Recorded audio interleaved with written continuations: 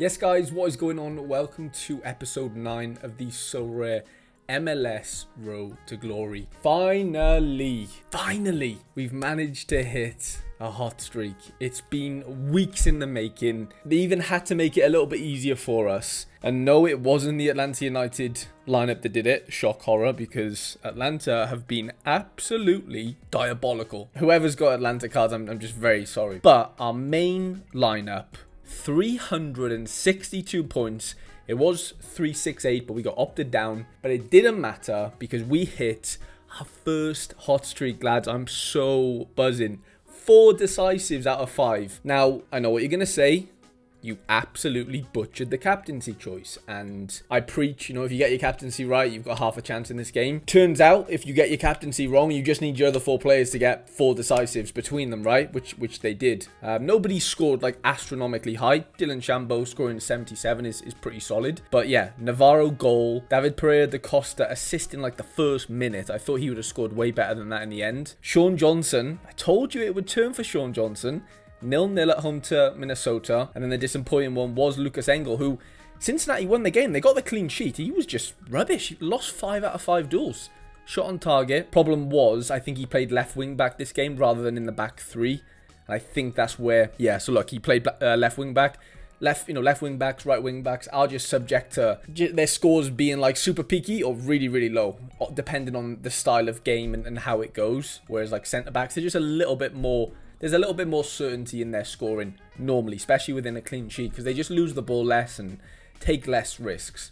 Whereas, the full-back risk can pay off if he gets the decisive, if he gets the assist or whatever. It didn't, but fortunately it didn't matter. We were 15 points off winning some cash outside of the streak. We won like $3, which is £2.30. So yeah, we've knocked off £2.30 now of our total spend of £108, or just £106 left to win. But you know what, lads? Honestly, I'm over the moon. Like, we did it in the hardest way possible, but I'm just happy that, like, the Shambo card that we brought in effectively changed it for us, right? That bit of quality that we injected a few weeks ago with him, Arvston even got a goal as well, so I could have played him instead of Navarro and it would have probably been a similar outcome. But we are, into the streaks now. We can hopefully hit the second streak this weekend. And the third one's the most important one, because you get that exclusive badge, which allows you to go into this like tournament where only the people that have hit the 3 or 5 streak, you will be in this like exclusive cash only MLS tournament with players who've only done that. So that's the goal. And yeah, I'm just over the moon. I am really, really over the moon. I'm made up. I was just gonna have a little look at how the top sort of 20 to 30 scores in MLS looked like, landscape wise last weekend. Brian White with 4 goals. Who saw that one coming? Noah Allen with 100 for Inter Miami. He's scored back-to-back monster scores. Chanot, last man tackle. Like, just such random defenders at the top of the table all the time when we're looking at these things. Carlos Heel scored, I think it was a penalty against Atlanta. I watched the game. He's a DA merchant right now. Carlos Heel sort of got his mojo back, but none of it is from open play, which it doesn't matter, like penalty, free kick or whatever, but he's just a penalty and free kick merchant right now. Suleimanov, I didn't realize Shapi scored that well. Wow, 2 decisives, fair play. Ustari with an incredible score against Chicago. David Ayala, I'm really impressed with him recently. He's a very, very good player. Chris Brady, another goalkeeper up there. Sabi, crazy to see Sporting Kansas City players up there. I didn't realize Pantomis saved a penalty. Jesus, last man tackle. It was all going on with the goalkeepers and defenders. Bassi scored well. Mihailovic, Ilinic for New York. Noah Eli, my boy. I can't believe I still haven't bought him for the Road to Glory yet. I have him in rare and super rare actually in season. Paddy McNair did well again. Carlos Coronel did well. Matt Freese. Aaron Herrera with 43 AA and a 1-0 loss. That is very impressive. So yeah, lots of goalies, lots of defenders, couple of forwards in there as usual. Game week 72. We'll just have a quick little look at who the best matchups are on paper. See if we can exploit them. See if we can bring any cards in maybe that might make a difference, for on a budget. Because as you know, around here we're not spending an arm and a leg. And unfortunately, Toronto's matchup is, well, second highest for Real Salt Lake, which is not a good thing for Toronto. Hopefully, keep the score down to 2 or 1 goals. Maybe even draw the game 0-0. That would be, the ultimate goal.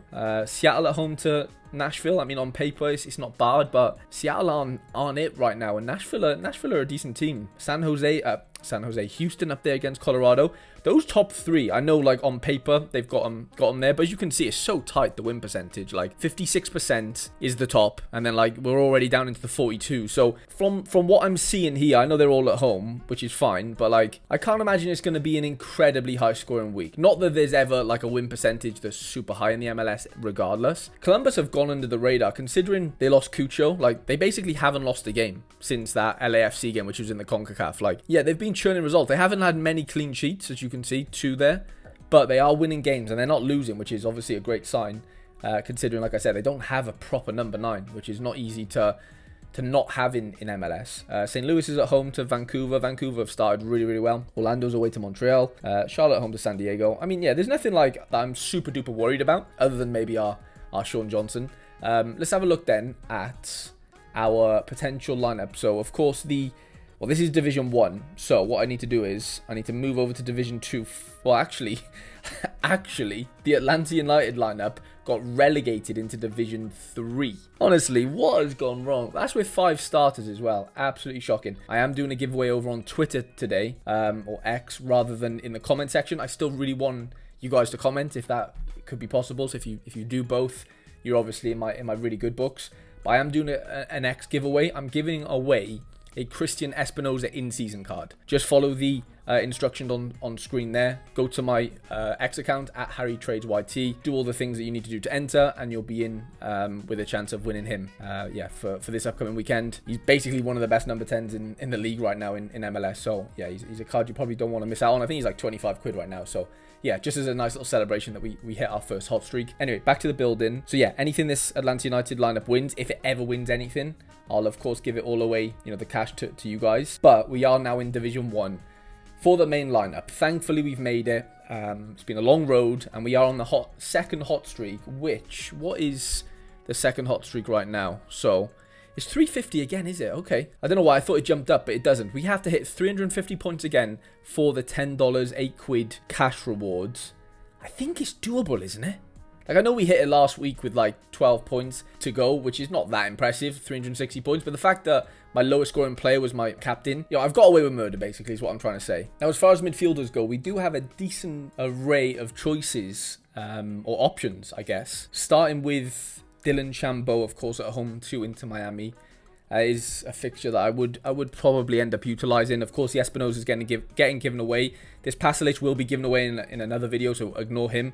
But yeah, it's basically Chambeau, Cole Bassett, David Pereira da Costa, and Joaquin Pereira. Now, this is tough because Chambeau, Pereira, and David da Costa are all at home. Have all been doing pretty well recently. Of course, Inter Miami is the best of the sort of opposition compared to like Dallas and LAFC. So, like, the Chambeau fixture, although it's at home, definitely not an easy game. That's not to say he couldn't score well, but it's one of them where, like, Inter Miami are a good team. They keep clean sheets. They've got a very good squad, never mind, the Messi effect. So, as much as I do want to play Chambeau there, I am a little bit reluctant to, in some ways. As far as forwards go, Avston at home, of course, plays with Chambeau, and then Navarro away to Houston, who I sort of slagged off earlier, saying I don't think they're that good, which I really don't. My worry is, like, Navarro just might not get the all-around score, whereas Avston, he can do 20 all-around score. I'm not saying he does it every game, but he is a little bit more capable of doing that. So as much as the Inter Miami fixture is probably harder, even though they're at home, I do think I'm going to go with Avston. I think he's like less of a risk to let me down, whereas I think Navarro has a chance of, if he doesn't score or get an assist, it's basically toast. And with us needing to hit a 350 target, like, I need as many guarantees as possible, even though there's no guarantees in football, if you know what I mean. And relying on Avston's all-around score is more of a guarantee to me than Navarro actually scoring away, if I'm being honest. So yeah, that's my sort of thought process with that one. I think Engel definitely takes the defender spot. I think that one is quite comfortable as a decision. Obviously, Sean John in goal.